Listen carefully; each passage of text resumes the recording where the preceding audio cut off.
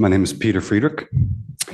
As it has come to my attention that this beautiful town of Harrisburg is home to a less than savory organization, I wanted to draw the council's attention to this outfit and its true nature in anticipation of the possibility that they may one day soon approach you to solicit your stamp of approval. In 1925, a little bit of background, a radical new organization was founded in India. It was called the Rashtriya Swayamsevak Sangh, or RSS for short. And it was a time of upheaval. Then the Indian independence movement was in full swing, seeking to throw off the colonial yoke of the British Empire, just as we did here in America 150 years earlier.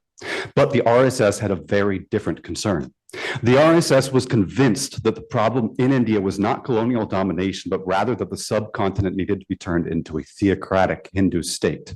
The RSS believed that the real problem in India was not foreign rulers, but rather Indians who followed religions of their own choices. The RSS taught that Indian Muslims and Christians are foreign to India, internal threats to the region, and indeed even traitors simply for belonging to a different faith. And the RSS soon mushroomed into a sizable all-male armed paramilitary organization. As it developed, the RSS looked over to the fascists in Mussolini's Italy and the Nazis in Hitler's Germany, saying, hey, the totalitarian system that those guys have developed is something we need here in India. And the way they're treating minorities is exactly how we should treat minorities in India. So what does all of this have to do with the town of Harrisburg here in North Carolina? In 1948, right as India achieved independence from the British Empire, RSS members who had emigrated from the subcontinent founded an organization called the Hindu Swayamsevak Sangh, the HSS. The HSS serves as the international wing of the RSS, and over the ensuing decades of its founding, HSS chapters took root all around the world. In the 1980s, the HSS was founded here in America. Today, they have about 230 chapters around the country, including a chapter right here in Harrisburg itself, which just moments ago was assembling outside of the doors of this chamber. You may have even seen them marching in the town's 4th of July parade.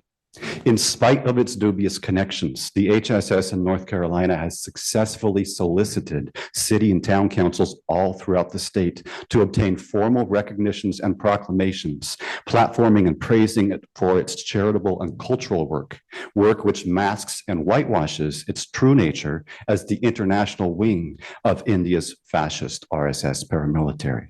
And so therefore, I implore the town of Harrisburg, if and when you are ever approached by the HSS, as so many other cities around the country and the state have been already, to please use discretion and do your own research on the outfit before offering them your stamp of approval.